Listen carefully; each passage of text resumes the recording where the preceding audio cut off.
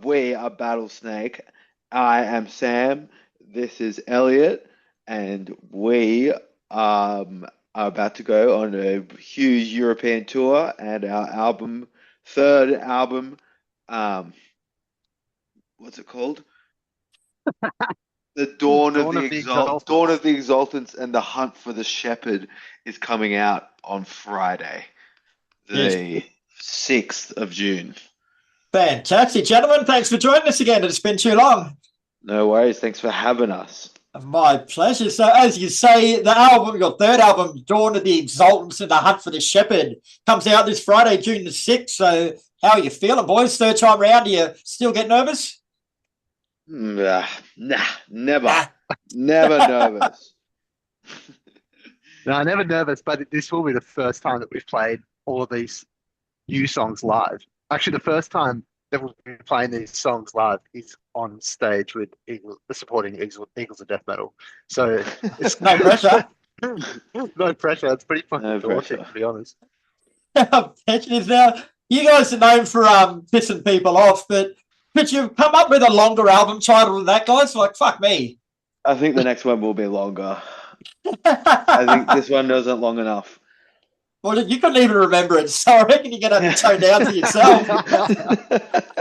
I could remember it. I could. Alrighty, yeah. So tell us a bit more about the album from a musical point of view and what you were going for with it. You go first, Elliot. Okay, thank you, Samuel. Yeah, I mean, what we're going for, I think it really started with a lot of 90s Video games. Yeah, right. video game music, which is like me, Ben, and Sam were when we were kind of writing all the skeletons of the songs, we were using a lot of that as pretty major influence, which I don't really know if in the end you can hear it that much, but Yeah, it but doesn't was sound like it at all. No, I was going to say I didn't hear any of it in great there. starting point. Yeah. But Yeah, but it was a good starting point. I came across this whole like playlist on YouTube just of like 90s Sega Yeah. video games, and I just became obsessed with them, and just like um it was untapped territory I didn't realize Yeah. existed Yeah. for inspiration. It's listed as a prequel to last year's album, The Rise and Demise of the Motor Steeple. So how so? Well, this is the story how the motor steeple was created. Right. So it starts off with these exaltants, which these robot priests, and then they founded this citadel in the mountains, and then in their dungeon they create the motor steeple, but they find Jesus' long lost twin, and he becomes their robot messiah, and then they go on this hunt for the real Jesus Christ, and kill him, and then the robot messiah becomes the golden god who is the driver of the motor steeple. Right, I'm still just as confused as I was before. It's pretty self-explanatory, Chris. Yeah. Pretty self-explanatory. So, with all due respect, guys, does the fact that you got a prequel to your last album mean that, in effect, you're going backwards as a band?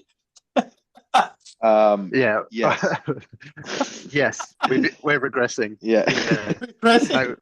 No, we've been falling upwards our entire career, so that's fine. Yeah. But was this a plan from the start to sort of do the albums like this, or did you just write the last one and it seemed appropriate to write a prequel? Or Yeah. I don't think we thought about it too much. I don't think it wasn't it wasn't the plan in the beginning, and I think that like the more that it kind of came to fruition as we were writing it, I think really like Okay. Yeah. when we got into the studio, I think Sam had probably written like probably 40% of the lyrics, and so Yeah. the whole I idea, already knew there was going to be a prequel. right, The story hadn't been revealed to me yet. exactly, yeah. Yeah, right. Yeah. Nice. Now, it opens with a monologue of Dawn of the Exaltant. So from what you were just telling me, then that sort of sets the tone of the album, doesn't it? Like it brings you up to speed and tells you what's going to happen next. Yeah, Yeah, I somewhat. actually love that. I actually love that intro. So Yeah, it's very cool, isn't like it? this full orchestral arrangement. It's like, yeah, some pretty weird interludes on this album, but that one like I really enjoy. What did you say? There's some weird stuff on the album. Some weird interludes for sure. Weird interludes, yeah. Tell us about a couple of them. Well, What's there's the, that one with the trumpets, the horns. yeah, what's that one called? The The borning, borning of the of the golden gold. Yeah. Yeah, it's like a fanfare. Where do you come up with half these titles from? Like, you guys sit around and like take mushrooms and come up with some titles there. No, they just come Yeah. straight out of my brain. Which says a lot. Actually already written. What did you They're say, already Elliot? written, Sam. Oh, they're They're from the already book. written. Yeah, They're sorry, already written. They're from. they're already written. Scripture. Yeah, scripture. Nice. The press release says that the album marks a new chapter in Battlesnake's ever-expanding saga. So, do you agree with that? Yes. Yes. Why so? Well, it was just another story in the extended universe Yeah. of the Battlesnake world. Well, it is also history, human history. Right. Yeah. just from a book that a lot of people haven't read. Yeah, Well, that yeah, we only have exactly. access to. And we're slowly deciphering it, uncovering more and more secrets. That's be a good idea for a future release. Like release an actual book with it, like as a special bonus thing. That'd be cool. Yeah, Oh, that's a good idea. Yeah, That's why you pay me the big money, boys. yeah. Kris, you'll be taking commission.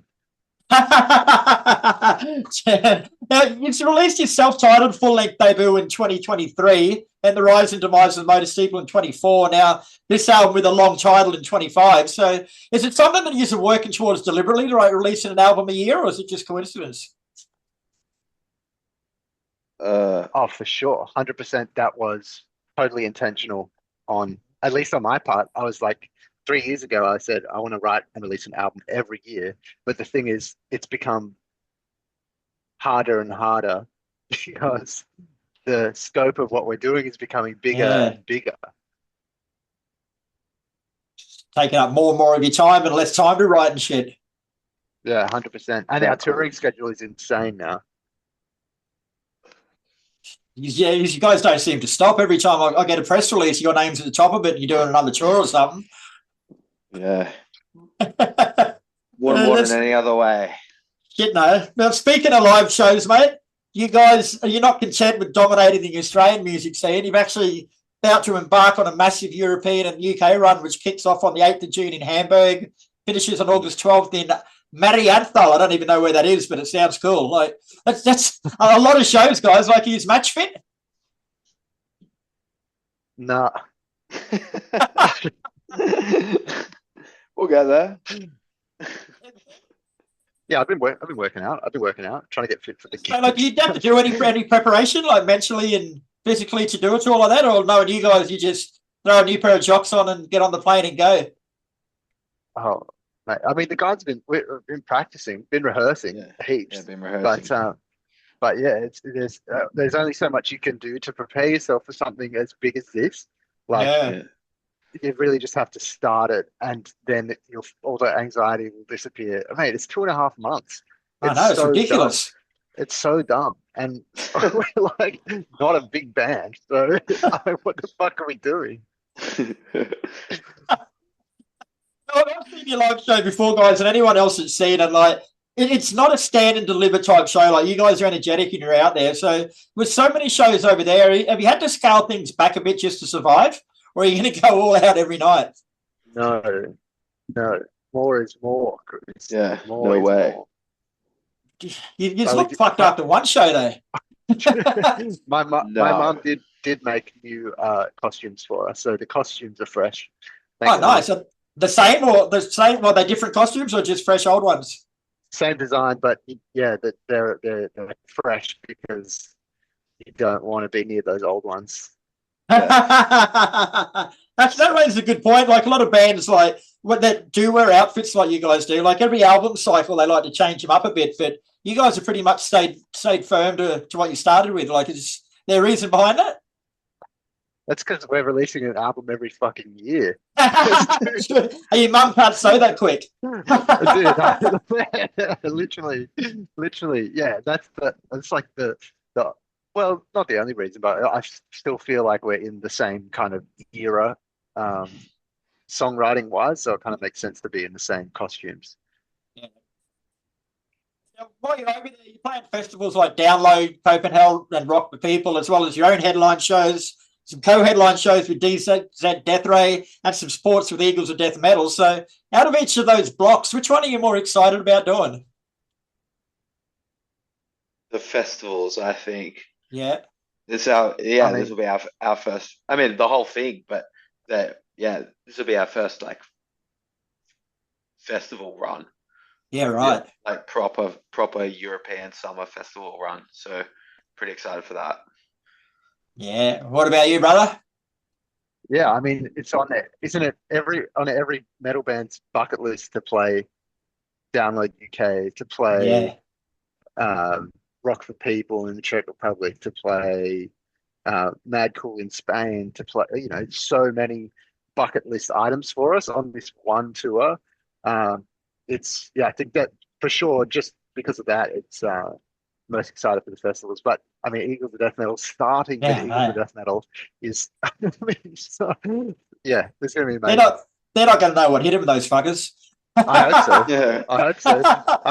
I don't think they know who they booked. Just say someone from that side of the world stumbles upon this interview and they're hearing about Battlesnake for the first time. Like, run us through a typical live show from you guys and why they should come and watch you. Go on, Sam. Explosions and crazy stuff and Well, robes and Sam's learned this new stage move recently that he just won't stop doing, which is this jump. yeah, like like the splits in the air. The splits in the air. Yeah, it's quite impressive. So if you want to come see that, do one for us now, Sam. Get up, do this one for us now off the couch. Yeah, do it. Oh, I'm on my bed. I'll show you. Oh, you're gonna have to talk while you do it, so the camera comes on YouTube, bro. Okay, you ready? Yep. Something. You see that? That almost made my heart stop. That was sensational.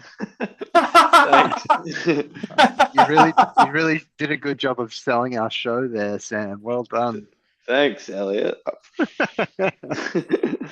Before I let you go, guys, since I last spoke to you, I've introduced a new segment called Photobomb. So basically, I've trolled through your social media and I've come up with a few photos that I want you to tell me a little bit more about. So the first one I've found is this one. Like, nobody on the side there looks too keen to tap in on this one, mate. So we're on tour with the Smashing Pumpkins and Jane's Addiction and Amyl and the Sniffers and Red Hook. And then Billy Corgan has his own wrestling company. And we became friends with one of his wrestlers, Thrill Billy. And then we slowly organized with him to get in the ring with him one night. And Billy was really keen to get smashed on the ground by him. So we had this whole choreographed thing where we all ran out and Billy jumped in the ring and he picks up Billy and smashes him onto the ground and we're all like, fuck Thrill Billy. But yeah, it was awesome. It looks like you're about to get pummeled. Did he get pummeled? About to get pummeled. Yeah. Oh yeah, he was. He did get pummeled. And the second photo I got, guys. Second photo, like you guys are pretty well known for getting your gear up on stage, but you know it's going to be a lot colder over there, eh? So are you a little bit afraid it might get embarrassing? No. Never embarrassing. Not even in the cold? No, well, we're going into summer over there. Yeah, but it's still fucking colder than here. Sam's got nothing. Sam's got nothing to be worried about. Yeah, Do you, Sam? I've already got a small penis. Yeah. Can't get any smaller. You've been doing it as long as I've known you. So where did it first come from? Where did what first come from? The getting your rig out on stage. Because it's hot up there. It's just Yeah. hot, and it's hot. And then we got the robes, and the robes also don't breathe at all. They're like made of plastic, basically. So we have to take them off sometimes too. Fair call. Fair call indeed. All right, guys. Well, thanks very much for your time. Best of luck overseas. The album Dawn of the Exultants and the Hunt for the Shepherd comes out this Friday, June the 6th. The tour kicks off on June the 8th. What's the best place for people to keep up with what you're doing and to get your album? Instagram, Spotify, Facebook, all those things. Yeah. Yeah. Wait. All right, gentlemen, well, enjoy yourselves over there. Don't get arrested, and we'll see you on the other side. Thanks, Chris. Thanks, See you, mate. Chris.